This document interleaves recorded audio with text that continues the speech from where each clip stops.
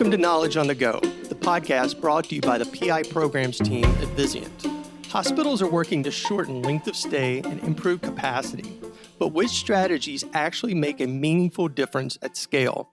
Approaches like multidisciplinary rounds and discharge planning are known to reduce length of stay, yet adoption is inconsistent and the real-world impact is not always clear.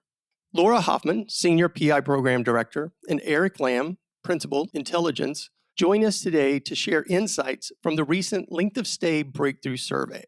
I'm Shannon Hale, Senior PI Program Director at Vizient, and your host. Laura and Eric, welcome to the podcast.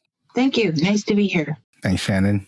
Laura, to kick us off with our discussion, tell us a little bit about how this breakthrough survey came to be. Why length of stay and why now? Well, length of stay is not a new issue. Longer length of stay, we know, is tied to poor outcomes for patients, mortality increases, hospital-acquired conditions increase, and even readmissions to the hospital increase. And consistently, we hear from members, tell me what to do. Tell us what our hospitals, our size, are doing. That's another thing we often hear. And when you look at literature, I often go to literature with my nursing background. The literature doesn't really have any one strategy that sticks out to be super effective. In working with our members, we had a sense of the strategies that were being implemented, but what we didn't know was the extent to which the strategies were being implemented, and even more so, the extent to which they were being implemented hospital-wide and consistently. That was really the first goal of the survey, was to figure out what strategies were being implemented and to what scale. We thought it would be amazing that since we have so much rich data in our clinical database, if we could somehow correlate the strategies that were being implemented by hospitals more extensively and be able to do a correlation where we could see strategies being implemented with actual lower length of stay outcomes. That's interesting, Laura. What all did the survey questions cover around length of stay and how many hospitals participated? We had 14 overarching strategies that we looked at, and the strategies ranged from operational in nature, so things like weekend staffing structure changes and rounding practices and capacity planning and management. And then they went to topics that were more patient-centered, like assessing unmet social needs and palliative care. We ended up with 168 hospitals across the United States participate in our survey. That was a strong number of hospitals to where we could gain the most amount of insights digging into the data a little bit more. We felt like 168 hospitals was a great representation from our membership. That's great there. Eric, you led the data team on the survey. I'm interested in how you approached translating the responses into meaningful and actionable insights. The key point is follow the data. A lot of times when we enter these surveys, we have this implicit bias, whether it be because from our experts or what we hypotheses. And the key thing is to follow the data. It's just as valuable to validate our assumptions, but sometimes even more powerful to disprove our initial assumptions coming in. Taking even a step back, the survey design is so important. What can we do to remove as much bias as possible? At the same time, we do need to come in with some hypotheses that we need to validate. It's important, though, that once we get the survey results, we look at the trends and understand the why. Let's drill down into the responses in terms of which ones are the most common, which ones are the most popular. Are there trends, subset trends? So not looking at it just overall, but subsetting characteristics of the responses, whether it be by hospital cohort, by geography, by type of organization, by size, sometimes even by the person responding, the level of the response in terms of the organizational structure. So all that comes into play. And when these survey responses come in, they're qualitative in nature.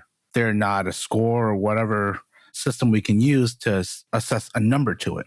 What we do is we take that qualitative response and turn it quantitative. And that in itself is a process where we look at what responses came in, how frequent they were, are they related to a certain cohort? And from there, we drill down into a quantitative scoring that then allows us to give not only a number, but to do correlation.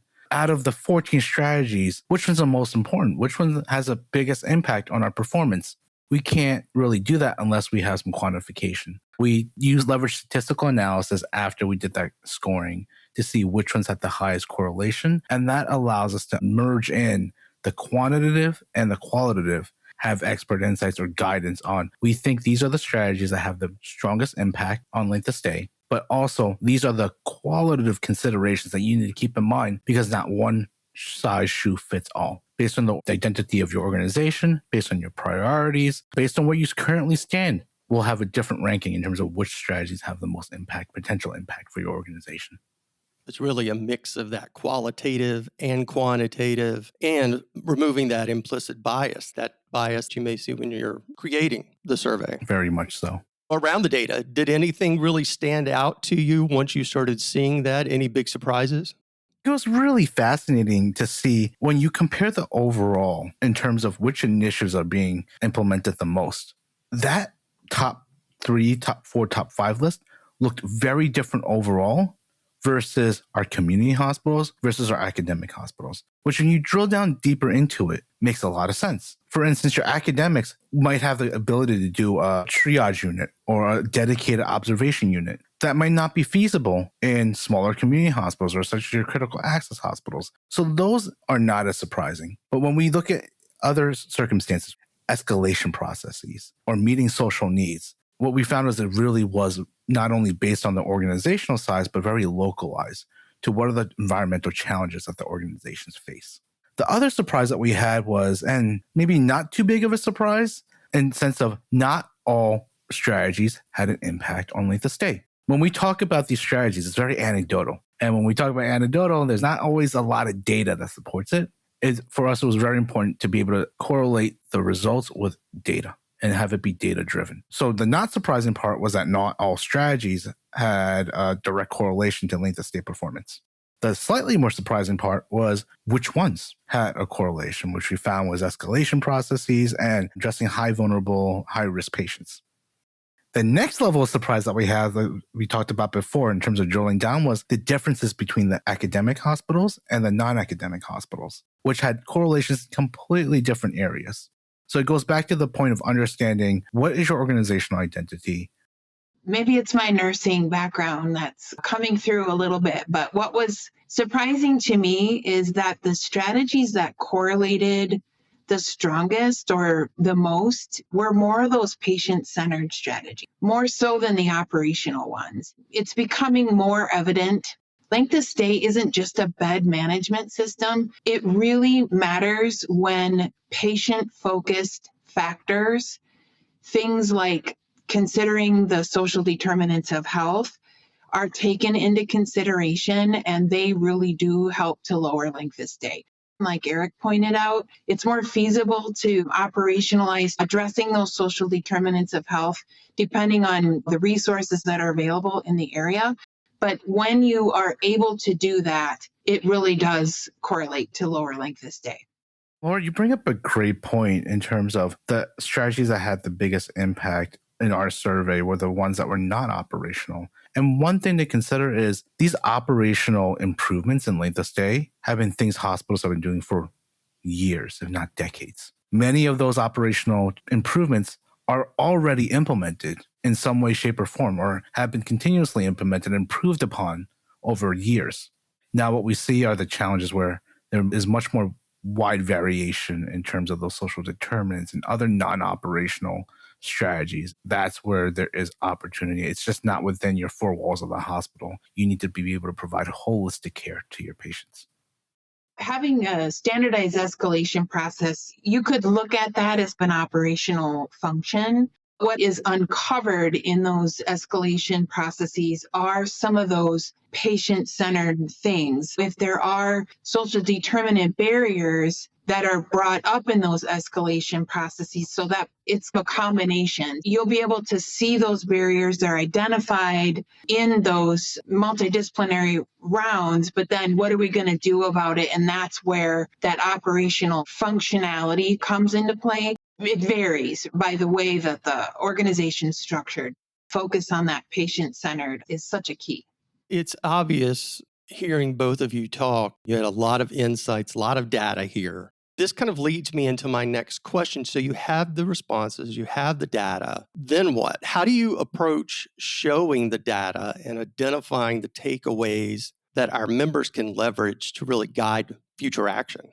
It was a way for us to be able to take qualitative data and make it into meaningful quantitative data. We were able to help organizations identify areas of opportunity that they are able to improve, give them space to determine if what we were suggesting made sense based on their strategic priorities, based on their resource availability. So we were able to help them identify areas of opportunity in comparison to others that participated in the survey. Members were able to see what other like-sized hospitals were doing, split them out into community-based and academic medical centers. So you were able to see, if I'm an academic medical center, what are some of those other AMCs doing? In terms of telling the story, it comes down to the keyword that you said, the future action. It's the so what. What do we do with this? Because it's great to see from the benchmark data and from the survey data, what am I doing as an organization? What are others doing? It's very easy to identify the gaps and say, I need to get better in this to catch up to others. However, in healthcare, resources are limited. Organizations can't do everything. Quite frankly, they shouldn't be doing everything to be like others. That should never be the goal. The key questions that we wanted to help in terms of the story is, let's narrow down that strategic focus. Let's understand what are the ones that have potentially the biggest impact. And with that understanding, narrow down what our priorities are based on who we are as an organization, what resources we have, what our strategic goals are, and where our gaps are. For me, at the end of the day, I love data. I think the data is great. It's very detailed. It's very deep. But bringing it back up to a higher level to say, this is what we're going to do. This is what we should focus on and evaluate because of who we are, where we are, how we're doing, and help us narrow down the strategic direction and the strategic focus. Instead of focusing on 10 things, let's focus on the one or two things that make sense for us and have the potential biggest return. You just made me think of a conversation we recently had with a member here, and the basic flow of it was the data's great, but what do I need to do Monday morning when I come into the office? And it was similar just to what you just explained. And we can help organizations shave hours, weeks, months, potentially going down the wrong strategy. I would consider that success for me. That is very insightful. Laura, were there any specific strategies with stronger correlation to a lower length of stay index? When barriers are notified, all of the team members know what their role is when working toward a resolution. The other component is leadership follow-up. Having leadership know what's expected of them when something's escalated, having that leadership buy-in and follow-up to say, if you haven't heard from me by noon or by 1 o'clock or 2 o'clock, come back around and contact me as that leader is working those barriers out on behalf of the staff. The other thing that was highly correlated was having case manager-led multidisciplinary rounds. When case managers are truly managing the rounds or co-leading the rounds rather than what sometimes happens is they sit in the background and they maybe quietly document the plans, but having them front and center really stuck out as highly correlated. This really involves fostering a culture of empowering those case managers to be used in this way versus focusing only on physician-led rounds. We asked the question about physician-led rounds, nursing-led rounds, and that case manager-led rounds actually stuck out as a high correlation for lower length of stay. The two things that you mentioned, I recently led a project and it was looking at patients who go from the acute care setting to the post-acute care setting. And both of those items that you mentioned, the case manager and the importance of that role, really bringing them to the front, and that escalation process, both of those really came out from participating members in that project too, just how important that is to have in place. The case manager knows those patients so well, and they also have insight into what is all involved in that post-acute space. They're able to anticipate some of the needs with those post-discharge partners and be able to bring that into the multidisciplinary rounding and even in that escalation to say, we anticipate we may have a payer issue or a placement issue to where that can be escalated earlier in the process. Thank you, Laura and Eric, for joining us today and sharing your insights when it comes to the Length of Stay Breakthrough Survey. And thanks to you, our listeners. Please join us for more knowledge on the go. Subscribe today, like us, and send us your comments at picollaboratives@vizientinc.com.